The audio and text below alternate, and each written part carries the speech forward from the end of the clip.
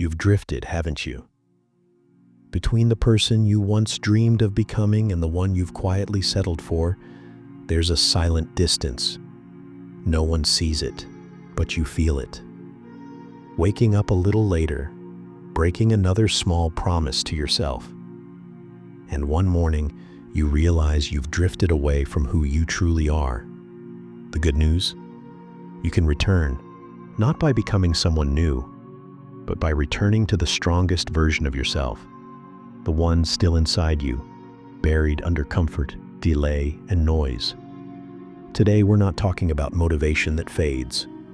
We're talking about inner discipline, about 8 Stoic practices you can use right now to rebuild your life quietly, consistently, without applause.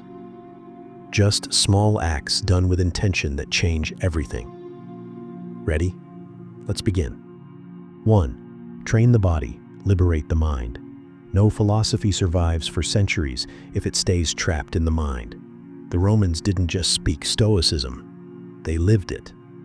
Marcus Aurelius once wrote, "Discipline your body strictly so it never betrays your mind."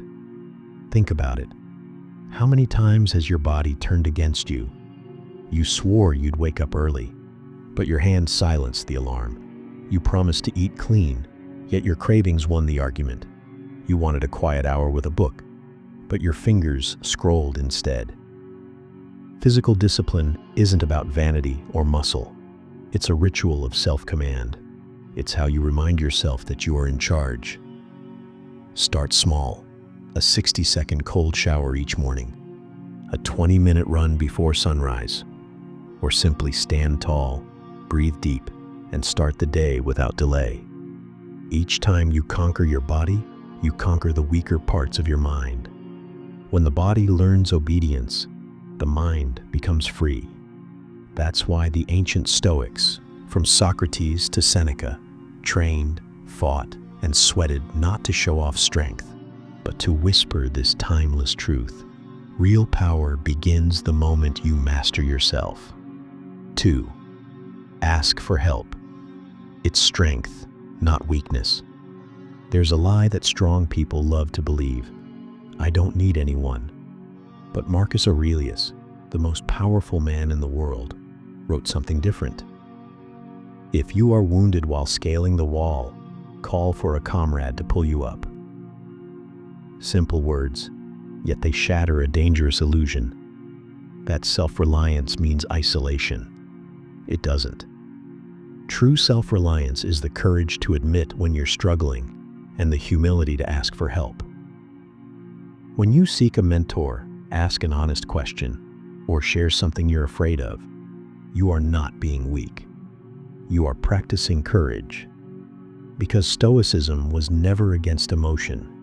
It was against ego. It teaches us to break down the walls of pride and replace them with bridges of wisdom. Think of a soldier on the battlefield. He is strongest, not when he fights alone, but when he trusts the brother beside him. Life works the same way. You will not reach the summit if you're too proud to ask for directions. So when you need help, don't hide. Don't let shame silence you. Asking for help is not surrender. It's refusing to give up. And sometimes, the moment you open your mouth, the world opens its arms. 3. Read less, learn deeper. Seneca once said, "Many brilliant minds have been ruined by their obsession with useless knowledge." And look around. We're living in the age of infinite information and empty understanding. You can read hundreds of books, listen to thousands of podcasts, but if you never stop to digest what you consume, it's all just data, not wisdom. The Stoics taught, read less, but read right. Every book, every sentence, treat it like a conversation with a master long gone. Underline, reflect, test, rewrite, then live what you've learned, even for a single day, before moving on to the next thing. Forget reading 50 books this year. Choose 3. 3 that you'll return to, revisit, apply.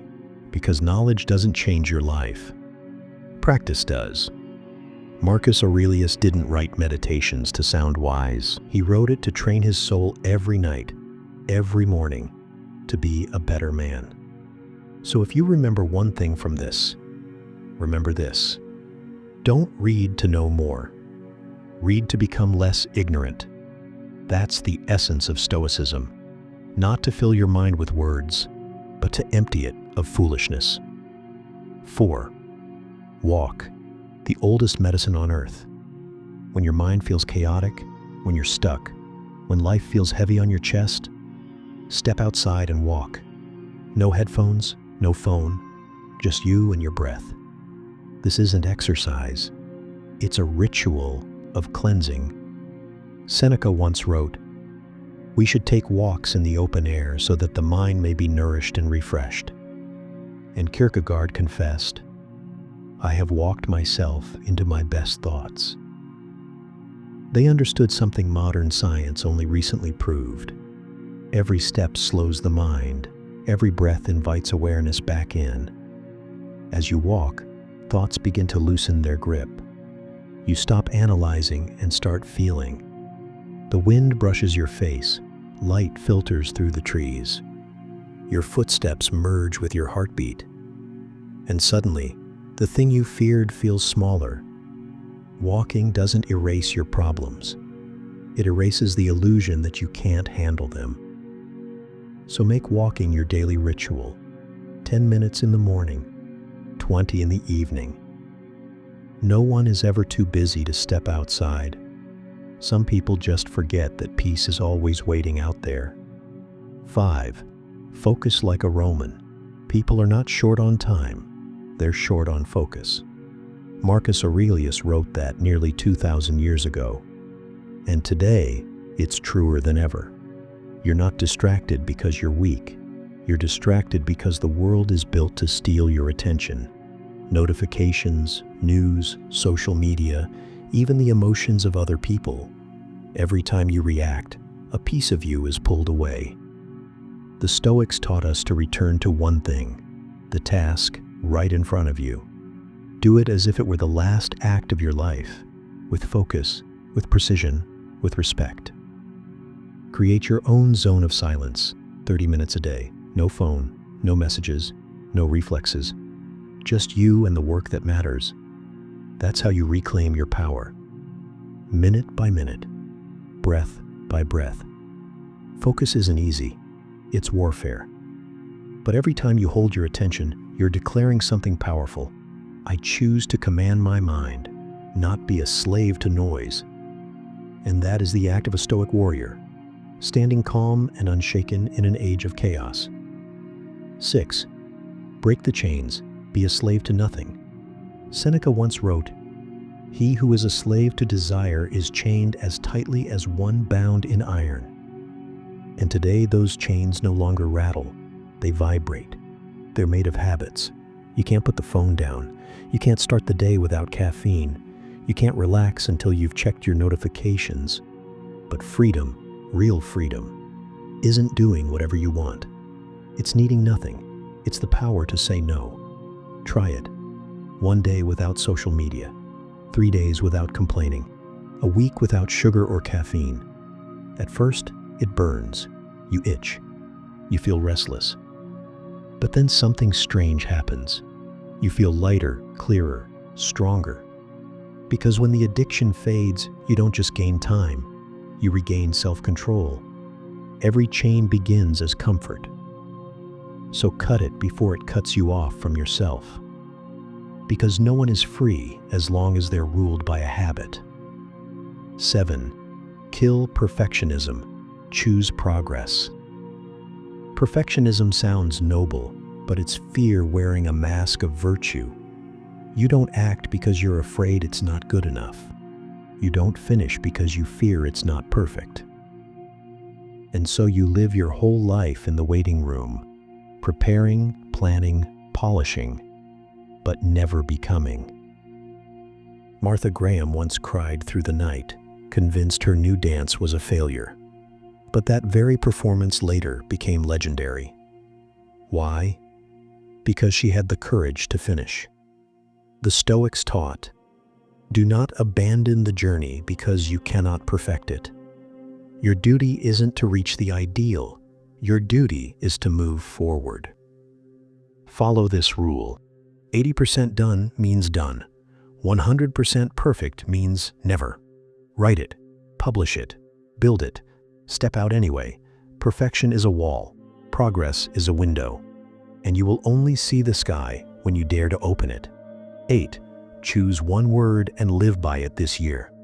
Seneca said, "If a man does not know to which port he sails, no wind is favorable." A new year doesn't need 10 goals. It needs one word. One word to anchor you, to remind you where you're going. Choose that word. Maybe it's discipline, because you've scattered your energy too thin. Stillness, because you've been lost in chaos. Courage, because fear has kept you standing still. Or enough, because you're drowning in too much of everything. Write it down. Put it on your wall. Make it your phone screen. See it every morning and ask yourself, am I living by this word today? Just one word. But it can become a compass, a quiet reminder that steadies your mind amid the noise. Don't choose a word because it sounds nice. Choose the one that shakes you, the one that exposes what you've been missing most. Because you can begin again anytime. You don't need a special day or a grand ceremony. You only need this moment. Because this moment right here is where you're reborn. Conclusion: the Stoic habit. How much longer will you wait to demand the best version of yourself? When work slows down? When the weather gets better? When life finally feels stable? Trust me, that day will never come. The only day you truly have is this one. The only hour under your control is this hour. And the smallest action you can take is to act right now. Stand up, drink a glass of cold water, do 20 push-ups, take a 10-minute walk, turn off your notifications for 30 minutes, and do one thing that actually matters. Text a friend you trust and ask for advice. Write down your word for the year and tape it to your mirror. You don't need a miracle to rebuild your life. You just need one decision repeated enough times. Because discipline isn't a moment, it's a pattern.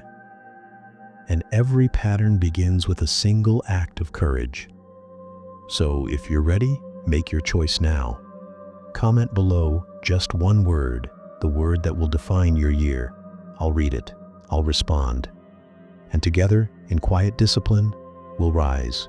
Reinvent yourself in silence, in daily steps, in the Stoic way. And if this message spoke to you, share it. Subscribe to Spark of Steadfast so you don't lose this momentum. Because every time you return a little stronger, a little freer, a little more you. Your next chapter begins right here, right now. Let's begin. Thank you for watching.